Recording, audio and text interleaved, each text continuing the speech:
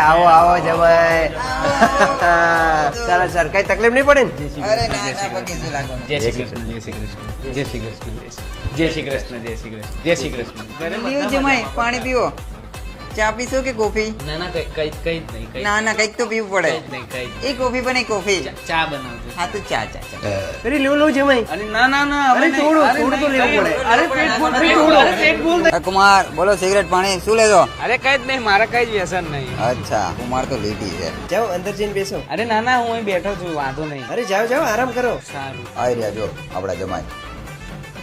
કેમ છો? બસ મજામાં મજામાં. જય શ્રી કૃષ્ણ. હા, કરો કરો આરામ કરો. અરે આજે રોકાઈ જાઓ. અરે ના ના મારે કામ છે એટલે મારે જવું પડે. અરે પેલી વખત આવ્યો છો, એવું ના ચાલે. ના ના ના ના ના રોકાઈ જાઓ. અરે આજુ ના આટલા ના. બધા- હલો પપ્પા, અરે હું અહીંયા રાત રોકાઈ જઈશ, કાલે આય. અરે આ લોકો બધા બહુ ફોર્સ કરે છે એટલે.